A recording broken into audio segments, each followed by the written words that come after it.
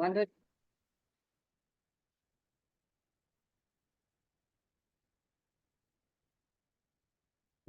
બધાને અતિ મધુર ચાપહસ્તામ અપરિમિતામ મોદબાણ સૌભાગ્યામ અરુણામ અતિશય કરુણામ અભિનવ કુલ સુંદરીમ વંદે.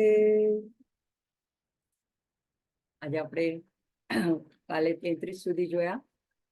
34મો શ્લોક જોશું. હયંગવી નરદયા હરિગોપારુણાશુકા લકારાખ્યા લતા પૂજ્યા લય સ્થિત્યુદ્ભવેશ્વરી. લય અંગવીન લયંગ વી દીર્ઘ લયંગવી હયંગવીન હૃદયા હરિગોપારુણાશુકા લકારાખ્યા લતા પૂજ્યા લય સ્થિતિ ઉદ્ભવેશ્વરી. એની સંધિ થઈ છે લય સ્થિત્યુદ્ભવેશ્વરી. બરાબર. હવે માનું હૃદય જે છે એકદમ માખણ જેવું કોમળ છે. એટલે અહીંયા આ પહેલો જે નામ છે હયંગવીન હૃદયા. હયંગવીન એ માખણ માટે વપરાયેલું શબ્દ છે. તો હયંગવીન હૃદયા એટલે કે માખણ જેવા કોમળ હૃદય વાળી માતા. તો માના હૃદયને તો આમ તો કોઈની સાથે સરખામણી કરી જ ન શકાય, પણ આપણી પાસે જે જગતના પદાર્થ હોય જેને આપણે જાણતા હોય એને જ આપણે સહારો લઈને એને સમજવાનો આપણે કોશિશ કરીએ છીએ. એટલે અહીંયા આપણને એવી રીતે સમજી શકાય એટલે આવી રીતે નામમાં એનો ઉપયોગ કરવામાં આવે છે. તો માખણ કેવું છે કે ગરમી જેવી તાપ લાગે તો એ તરત જ પીગળી જાય. તો માખણને તો તાપ આપે પછી એ પીગળે.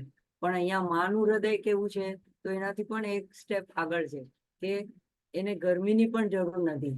ભક્તને સામે જોવે, ભક્તના આંખમાં જો આંસુ જોવે, ભક્તને કષ્ટ થતું જોવે, ભક્ત દુઃખમાં હોય જે કે એને શિશુ ભાવે ભજે છે, તો બાળકને એવું દુઃખમાં જોઈને કોઈ માતા રહી ન શકે.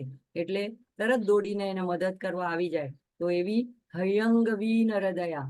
તો એવી માં આર્દ્રતાથી કરુણાથી ભરેલી છે. જેવી રીતે માખણ કોમળનું, મૃદુનું, પ્રેમનું પ્રતીક છે, આર્દ્રતાનું પ્રતીક છે.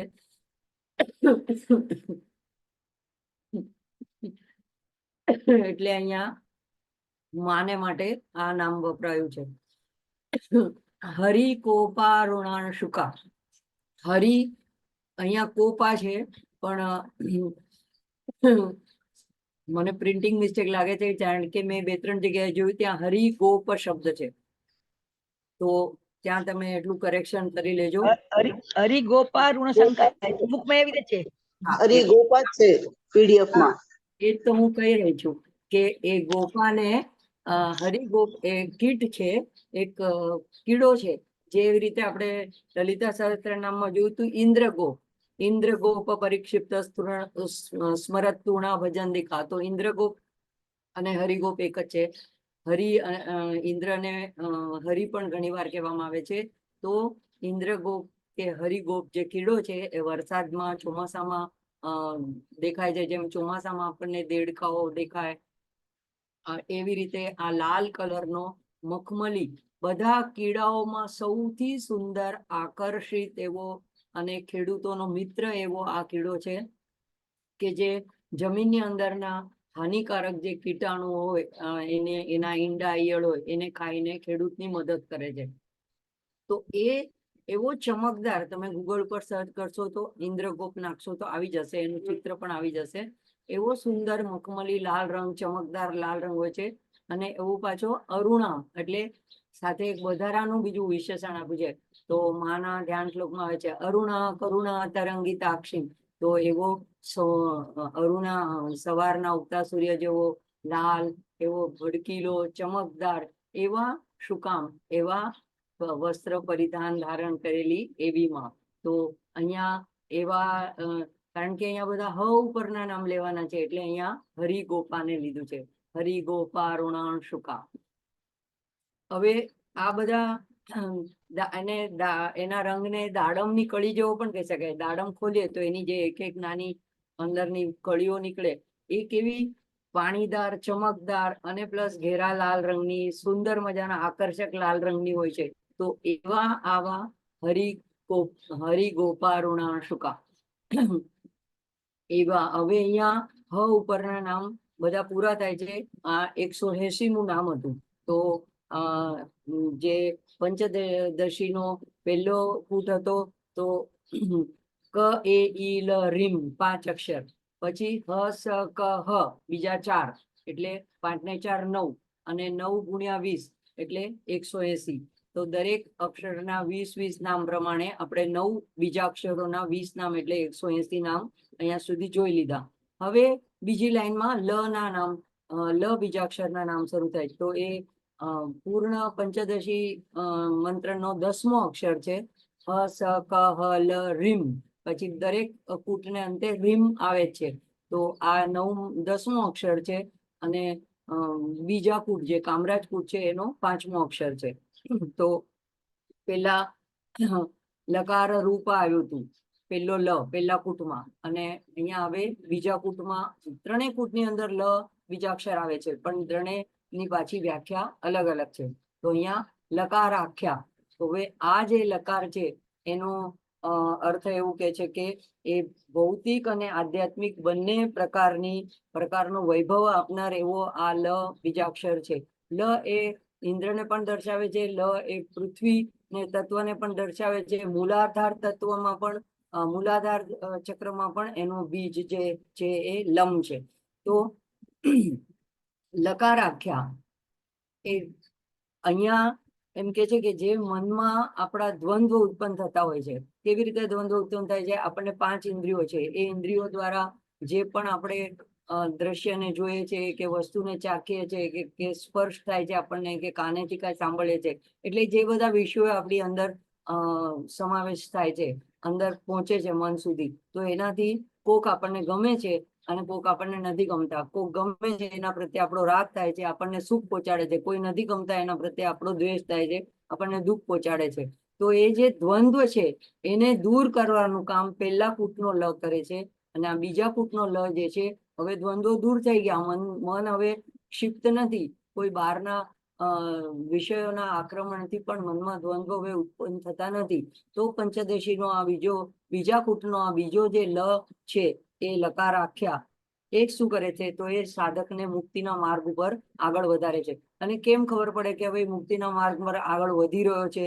તો એને ધીમે ધીમે એના પર દિવ્ય ઉર્જાની વૃષ્ટિ કરે છે. એટલે જ્યારે આ પંચદશીના મંત્રનું ગાયન કોઈ કરે છે, હવે આપણે ભલે દીક્ષિત ન હોઈએ તો પણ આપણે કલ્યાણ વૃષ્ટિ સ્તોત્ર તો બોલી શકીએ છીએ, અને ભક્તિ ભાવે માને આરાધના કરવાના ભાવથી આપણે આ ત્રિશતી પણ બોલી શકીએ, આપણે લલિતા સહસ્ત્રનામ પણ બોલી શકીએ છીએ. તો એની અંદર આ બધા બીજોનો સમાવેશ થઈ જ જાય છે. તો એ સાધકને બાળક ભાવે જ્યારે પૂજે છે ત્યારે એને પ્રારંભ રૂપે એવા દિવ્ય ઉર્જાનો વર્ષાવ કરીને આ જે બીજો લકાર છે એ આનંદની સ્થિતિમાં એને પ્રવેશ કરાવે છે.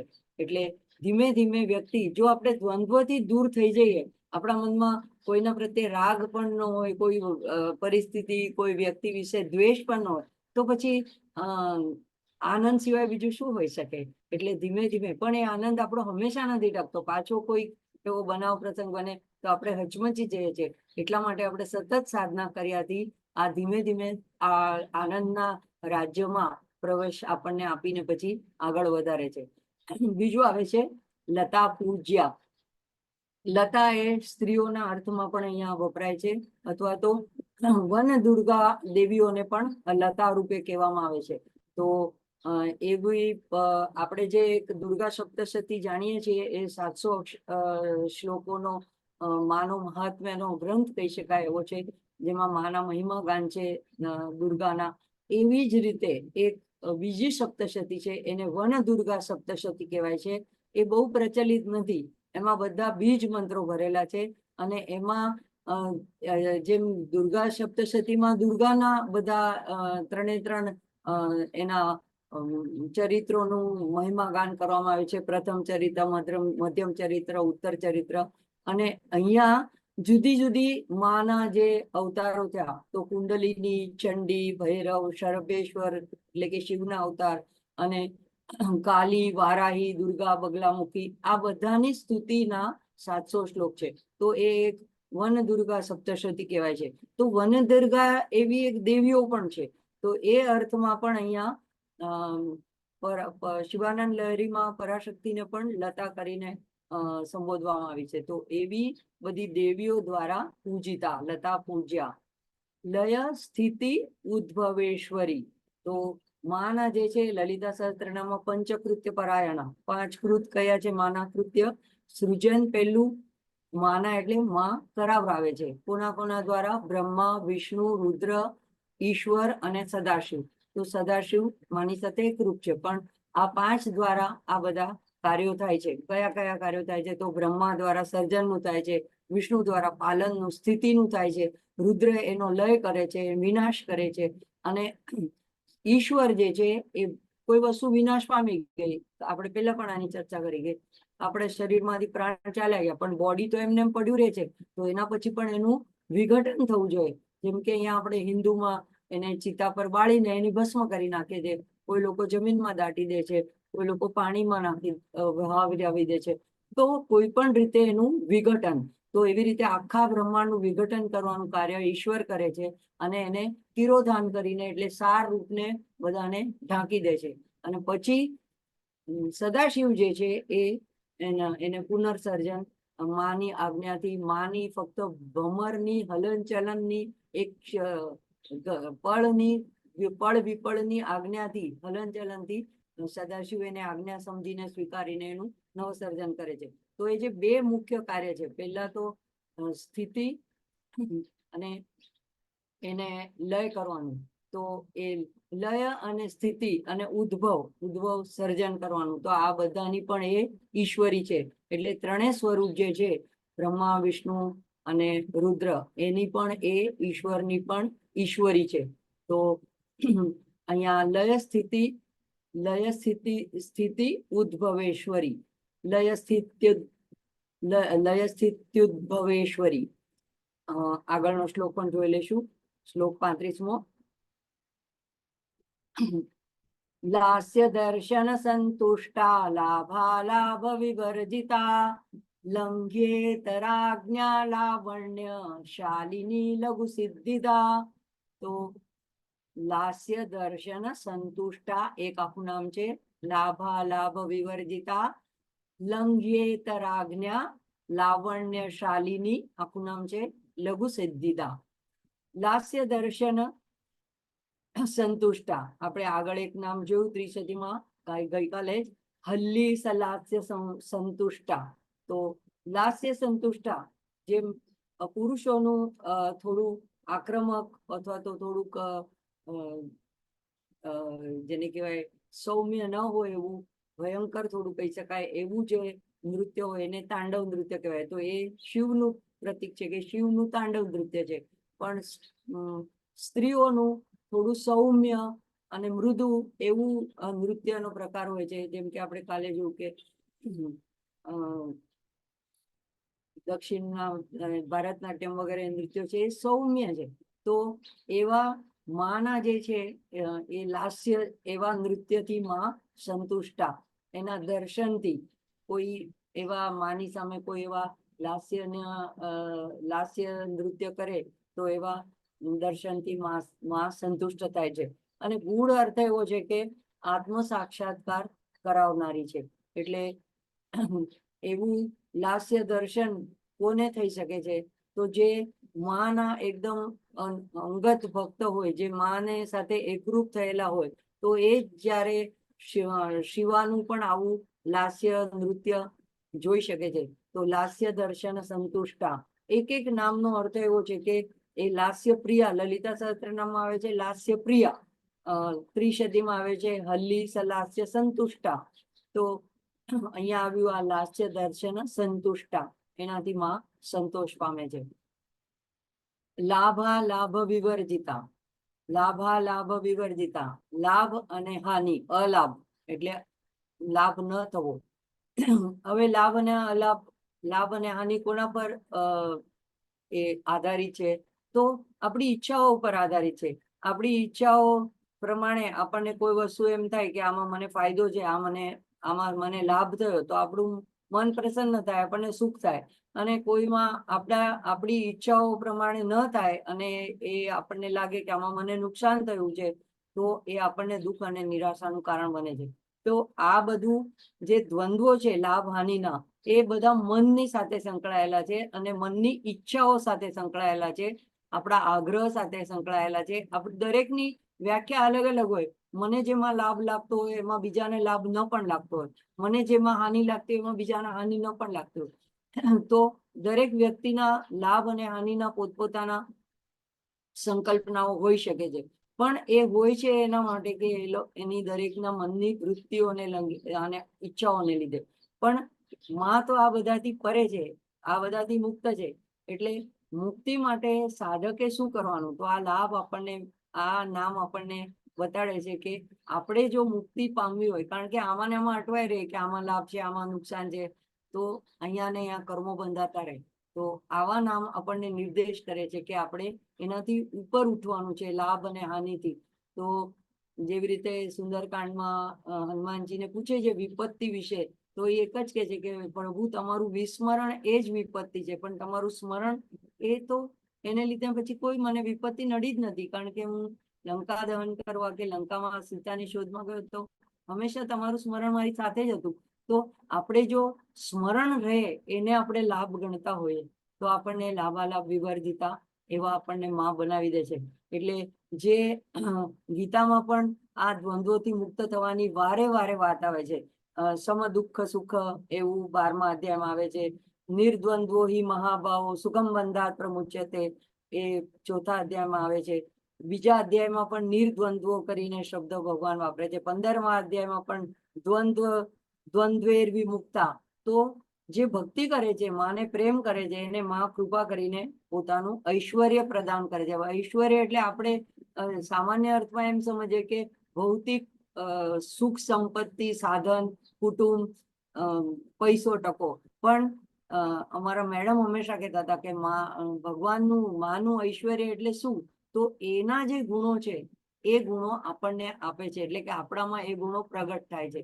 તો માં જો લાભાલાભ વિવર્જિતા છે, તો આપણને પણ એ લાભાલાભ વિવર્જિતા બનાવી દે છે. તો એને માટે જ આપણે આપણું મન જે હંમેશા એક છેડેથી બીજા છેડે સુધી ઝોલા ખાતું હોય છે, એક અંતિમથી બીજા અંતિમ સુધી, તો એને સમ બનાવી દે છે. જેમ લોલક એક છેડેથી બીજા છેડે જાય, એક છેડે જાય એટલે પાછી એને ગતિ મળે એટલે બીજા છેડે જાય, પાછું ત્યાંથી બીજી ગતિ મળે એટલે આમ આવે. એટલે આપણે પણ એવી ચક્રાનુગતિમાંથી છૂટવાનું છે અને સમભાવમાં રહેવાનું છે. એટલા માટે લાભ અને લાભમાં સમ રહે એવી રીતે માં આપણને લાભાલાભ વિવર્જિતા બનાવે છે. એનાથી આપણને પાર કરાવે. એના માટે પેલું ભજન પણ તો પ્રસિદ્ધ છે, સુંદરકાંડની પહેલા આવે છે. જાહી વિધિ રાખે રામ તાહી વિધિ રહીએ, સીતારામ સીતારામ સીતારામ કહીએ, હાનિ લાભ સહીએ, એવું ભજન જે આવે છે. તો એ પણ આ જ દર્શાવે છે કે લાભ હાનિ બધું પ્રભુના હાથમાં છે. તો લાભાલાભ વિવર્જિતા. લંઘ્યેત રાજ્ઞા. લંઘ્ય એટલે લાંઘી જવું, એને પાર કરી જવું, એને સમજી લેવું, અથવા તો એને એનું ઉલ્લંઘન કરવું.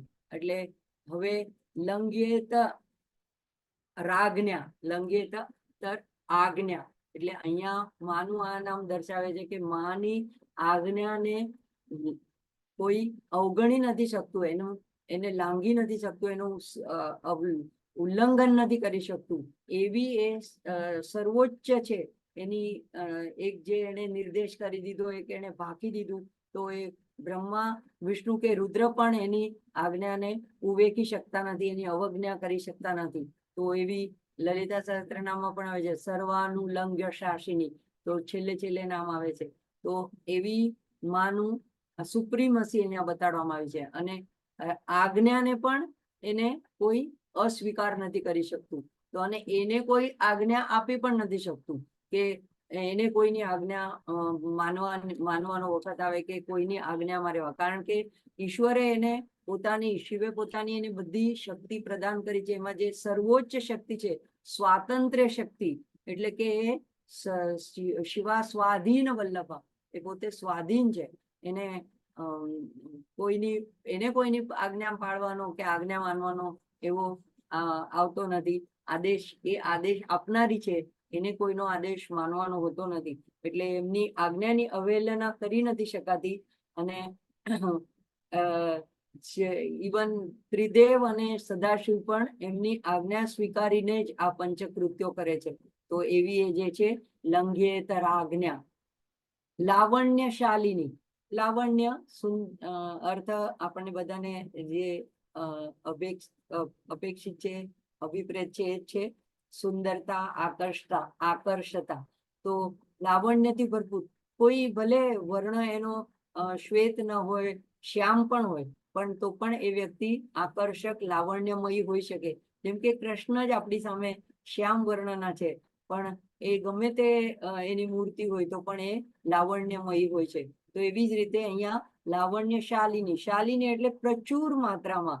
તો પ્રચુર માત્રામાં એટલે એનાથી કોઈ વધારે લાવણ્યમય હોય જ ન શકે એવું. તો એવી સુંદર, આકર્ષક અને સામુદ્રિક શાસ્ત્રના જે લક્ષણમાં પૂરેપૂરી ખરી ઉતરે એવી, દરેક અંગ પ્રત્યંગમાં સંપૂર્ણતા હોય એવી, ક્યાંય ઓછપ ત્રુટિ એના વિગ્રહમાં ન હોય એવી માને લાવણ્યશાલિની કહેવાય છે.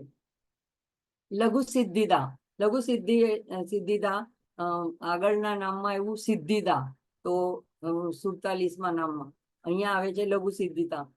લઘુ એટલે આમ તો નાનું થાય, પણ અહીંયા લઘુ સિદ્ધિદાનો અર્થ ભાષ્યકારે એવો આપ્યો છે કે સહેલાઈથી સિદ્ધિ આપનારી.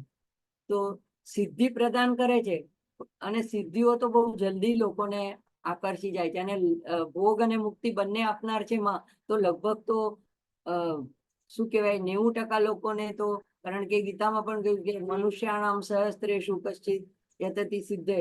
તો મને સિદ્ધ એટલે મને પામવા માટે, એવી સિદ્ધિ માટે તો કોક જ પ્રયત્ન કરે છે, અને એમાં પણ સહસ્ત્રમાંથી પણ કોઈ એકાદ જ મને તત્વથી પામે છે.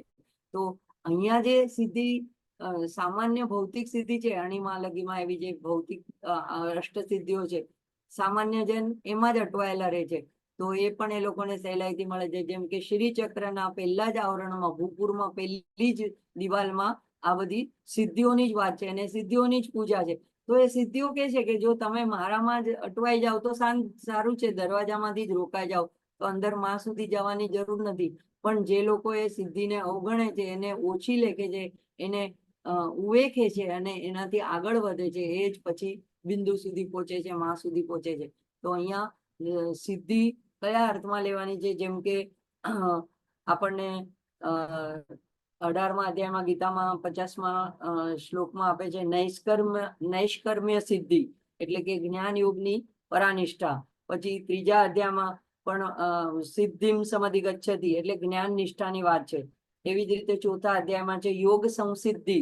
તો એ બધી સિદ્ધિ જે છે એ સિદ્ધિ ખરી સિદ્ધિ છે કે જેના દ્વારા ઈશ્વરને પામી શકાય છે. તો પામવો હોય તો ગીતામાં ભગવાને 11મા અધ્યાયના 54મા શ્લોકમાં ભક્તિની જ સર્વોપરિતા બતાડી છે, અને એમ કીધું છે કે અનન્ય ભક્તિથી આવો હું પ્રત્યક્ષ દેખવા માટે, તત્વથી જાણવા માટે તથા પ્રવેશ કરવા માટે, એટલે કે પ્રાપ્ત કરવા માટે, પ્રાપ્ત થવા માટે શક્ય છું. તો ત્યાં 3 શબ્દો આવે છે, જ્ઞાતુમ, દ્રષ્ટુમ ચ તત્વેન પ્રવેષ્ટુમ.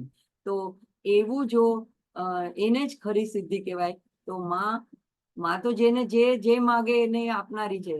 આપણે શું માગવું એનો વિવેક રાખવાનો છે. તો એ તો સહેલાઈથી, સરળતાથી, કારણ કે માતા છે, અને માને જો કોઈ બહુ જીદ કરે કે બહુ વિનવણી કરે તો કદાચ કોક વાર બાળકના હિતમાં ન પણ હોય તો પણ એમ કહેશે જવા દે ને, કેટલી વાર ના પાડી, ચલો હવે આજનો એક વાર જવા દો, ચલો હા પાડી દે, ચલો જવા, અચ્છા જા. તો એમ કરીને ગ્રાન્ટ કરી દે કોઈ પરમિશન ન મળતી હોય તો. તો એવી રીતે ભૌતિક જગતમાં પણ આપણે જોઈએ છે. તો એવી રીતે અહીંયા લઘુ સિદ્ધિતા, સહેલાઈથી સિદ્ધિ આપનારી. મને એમ છે હજી એક શ્લોક આપણો જોવાઈ જશે, 36મો શ્લોક. લાક્ષા રસ સવર્ણા, અહીંયા સુવર્ણાભા આવશે. સુવર્ણાભા લક્ષ્મણાગ્રજ પૂજિતા લભ્યતરા લભ્ય ભક્તિ સુલભા લાંગ્ય લાયુધા લાક્ષા રસ સુવર્ણાભા. તો લાક્ષા રસ, લાક્ષા ગ્રહ ઉપરથી ખ્યાલ આવે છે. લાખ આપણે જેને ગુજરાતીમાં કહે છે એવી લાક્ષ એક લાલ પ્રકારની, લાલ રંગની એવી ડાય હોય છે જે પહેલાના જમાનામાં પોસ્ટમાં બધી સીલ કરવામાં પણ વાપરવામાં આવતી હતી, પીગળાવીને એને સીલ કરવા, પરબીડિયાને સીલ કરવામાં. તો એવી જે લાલ ચટક ઘેરા લાલ રંગની અને પ્લસ સુવર્ણ જેવા સુવર્ણ જેવી આભાવાળી. તો સુવર્ણ એટલે સોના જેવી, સોનેરી, ચમકદાર, એકદમ તેજોમય એવી આભાવાળીમાં. તો અહીંયા ભાષ્યકાર કહે છે કે માના એક એક અંગ જે છે એ અલગ અલગ પ્રકારના વરદાન આપવા માટે સક્ષમ છે. એના માટે વરદાન આપે. જેમ કે માં ખાલી એક કૃપા કટાક્ષ કરે તો એ કટાક્ષમાંથી પણ એની આજુબાજુ કેટલી પણ બધી કોટી કોટી લક્ષ્મીઓ એની સેવામાં હોય છે, એટલે ધન પ્રદાન કરી શકે છે. માં એક ફક્ત હાથથી પણ અભય વરદ આપી દઈ શકે છે. માના પગ, ચરણોના પગના નખની જ્યોતિથી પણ માણસના જડતા અને અજ્ઞાન જે કાલે આપણે જોયું એ રીતે દૂર થઈ શકે છે. તો એ રીતે એક એક અંગ પ્રત્યંગ એનું વરદાન આપવા માટે, જુદા જુદા વસ્તુ આપવા માટે સક્ષમ છે. પણ એનો આખો વિગ્રહ પણ એવો લાલ રંગનો છે, લાલ આભાવાળો છે, એટલે એનો વિગ્રહ પણ એવો જ વરદાયી છે. એટલે અહીંયા લાક્ષા રસ સુવર્ણાભા. પછી આવે છે લક્ષણાગ્રજ પૂજિતા. લક્ષ્મણાગ્રજ પૂજિતા. લક્ષ્મણ, રામના ભાઈ લક્ષ્મણ, અને અગ્રજ એનો અગ્રજ એટલે કે એની પહેલાનો એટલે કે રામ. તો રામ દ્વારા પૂજિતા. તો એક શ્રી વિદ્યાના જેટલા બધા જુદા જુદા ઉપાસકો છે એ દરેક જણની પંચદશીનો મંત્ર અલગ અલગ છે. દરેકે જુદા જુદા પંચદશી મંત્ર વડે, એટલે એમાં અક્ષરો, બીજા અક્ષરો એ જ હોય, પણ હસ કલ ને બદલે સ ક હલ એવી રીતે એના ક્રમ અલગ રીતે ગોઠવેલા હોય. તો એવી રીતે ડિટેલમાં પણ આપેલું છે કે દરેકના કયા છે. જેમ કે મન્મથ હોય તો એની કાદી વિદ્યા છે, એટલે આપણે જે રેગ્યુલરલી જે મંત્ર પંચદશીનો જાણે છે, ક એ ઈ લ રીમ, જે ક થી શરૂ થાય છે એ મન્મથ કામદેવ દ્વારા આપેલી કાદી વિદ્યા કહેવાય છે. એવી જ રીતે લોપામુદ્રા એમની એક ભક્ત છે, તો એ અગત્યના પત્ની, તો એમણે એની હાદી વિદ્યા કહે છે. તો એ હ સ ક લ રીમ એમ હ થી શરૂ થાય છે. તો આવી રીતે વિષ્ણુની પણ એક પંચદશી છે. એવી રીતે દરેકની પંચદશી. તો લક્ષ્મણાગ્રજ એટલે રામ દ્વારા વિષ્ણુનું જ અહીંયા સંદર્ભ આપવામાં આવ્યો છે. તો એ બધાએ માની આરાધના કરી છે અને પછી એ પાલન કરવાની શક્તિ એમણે પ્રાપ્ત કરી છે. તો એટલા માટે અહીંયા કે છે લક્ષ્મણાગ્રજ પૂજિતા. તો પછી આવે છે લભ્યતરા. તો લભ્યતરા અથવા લભ્યેતરા પણ છે કોઈ જગ્યાએ. તો લભ્ય એટલે જેમ કે સુલભ, લાભ પ્રાપ્ત કરવું, ઉપલબ્ધ કરવું, જાણવું, સમજવું, પામવું, આ અર્થમાં. તો એ લભ્યેતરા છે. એટલે કે આપણે તર, તમ એમ જ્યારે કરીએ છીએ તો એક હાઈએસ્ટ વસ્તુ, ઉત્કૃષ્ટ એવી એ લભ્યેતરા છે. પામવા જેવી વસ્તુઓમાં સૌથી સર્વોત્કૃષ્ટ છે. પણ એ લભ્યતરા પછી લભ્ય કેવી રીતે થાય છે? તો એના પછીના શ્લોકમાં કહે છે કે આ વ્યક્તિને પહેલા તો એને પામવાની ઉત્કટ ઈચ્છા હોવી જોઈએ. આપણે ભગવાન પાસે જઈએ છીએ, આપણે એટલે એમાં હું પણ આવી ગઈ, કારણ કે આપણા કુટુંબમાં કાંઈ ને કાંઈ કોઈને કાંઈ અડચણ હોય, કોઈ બીમાર હોય, કોઈને કાંઈ મુશ્કેલી હોય, તો એ કોઈ કાંઈ પ્રસંગ લઈને બેઠું હોય, તો આપણે હંમેશા ભગવાન પાસે પ્રાર્થના કરીએ. તો આપણે ભગવાનને નથી માંગતા, આપણે આપણી જે મનની ઈચ્છા હોય એ પ્રસંગ સારી રીતે પાર પડે, કોઈને નોકરી મળી જાય, કોઈના લગ્ન ન થતા હોય તો એને સારો પાત્ર મળી જાય. એટલે કે ભગવાનને આપણે સાધન તરીકે ઉપયોગમાં લઈએ છીએ.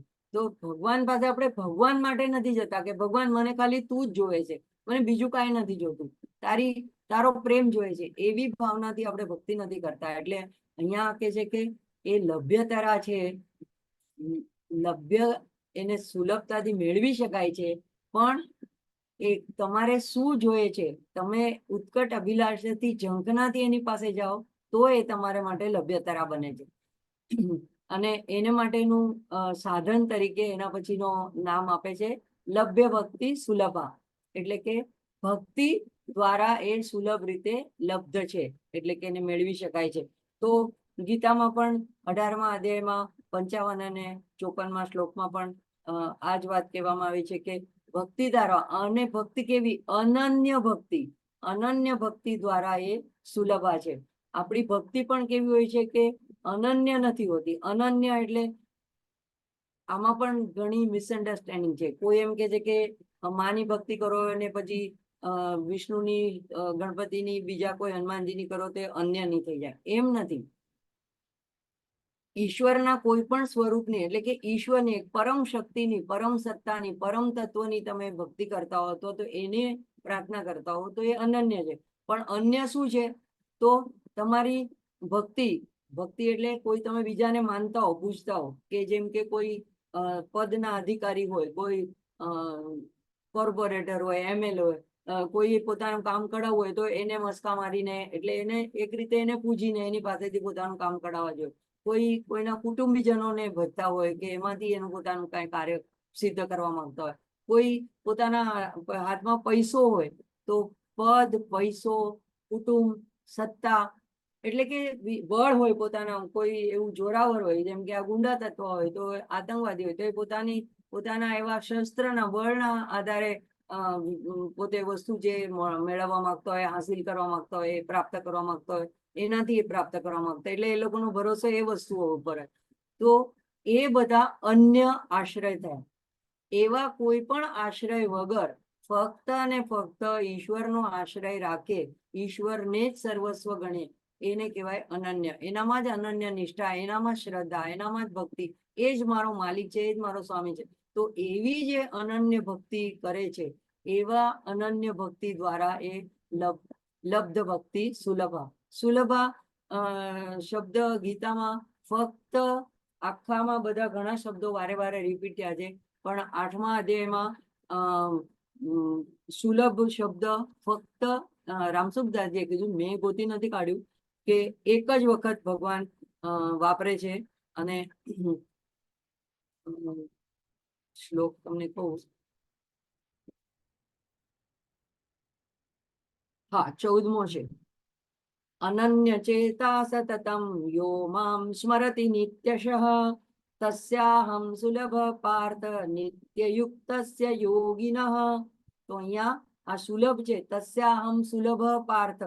એ આખી ગીતામાં હું સુલભ રીતે પ્રાપ્ત કઈ રીતે છું, 8મા અધ્યાયના 14મા શ્લોકમાં ભગવાને કીધું. ત્યારે અનન્ય ચેતા એટલે કે જે માણસ મારામાં અનન્ય ચિત્ત થઈને, અનન્ય ભક્તિથી સદાય નિરંતર મુજ પરમાત્માને સ્મરે છે, એ નિત્ય નિરંતર મારામાં જોડાયેલા, યુક્ત થયેલા, એટલે કાલે જ આપણે જોયું કે મન આખું માંથી વ્યાપ્ત કરી દીધેલું હોય, જે પણ ઈષ્ટ હોય એ ઈષ્ટથી વ્યાપ્ત થઈ ગયું હોય, એવા જોડાયેલા માટે હું સુલભ છું.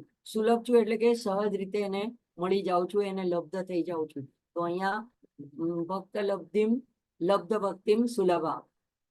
લાંગલાયુધા, લાંગલાયુધા એનો બહુ સારો અર્થ મને પ્રાપ્ત નથી થયો, પણ જે અર્થ પ્રાપ્ત છે કે લાંગલા એ હળ માટે વપરાય છે, એટલે કે અહીંયા એક રીતે બલરામનો એ સંદર્ભ છે, અને શેષનો અવતાર બલરામ પણ હતા, અને શેષનો પણ સંદર્ભ લઈ શકાય. તો એવું આયુધ રાખનારી માં, લાંગલાયુધા. તો મને એનો અર્થ મારી અલ્પમતીથી એવો લાગે છે કે જેમ કે હળને આપણે શેને માટે ઉપયોગમાં લઈએ છીએ કે જે જમીન હોય એને વાવણી, રોપણી કરવા માટેની યોગ્ય બનાવવી હોય તો એને પેલા હળ દ્વારા એને ખેડવી પડે, ઉખેડવી પડે, એટલે એને ફાડવી પડે. તો અને પછી એમાંથી વીડ્સ ને બધું નકામાનો જે નિંદામણો એ બહાર નીકળી જાય, એવી રીતે એને ખોદવામાં આવે ત્યારે.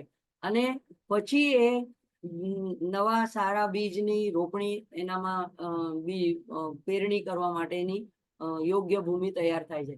તો આપણા મનની ભૂમિને પણ આવી માં આવા લાંગલા યુધાથી ખેડીને એને કોક વાર જરૂર પડે તો ફાડીને ઉતરડીને એમાંથી બધા નકામા વિચારો નિંદામણને બહાર કાઢીને ભક્તિ અને પ્રેમના બીજ માની પ્રત્યેના શ્રદ્ધાના બીજને આપણે પેરણી કરવી હોય તો એને માટે યોગ્ય બનાવે છે આ ભૂમિને, આપણા મનને, આપણા હૃદયને, આપણા આખા અસ્તિત્વને.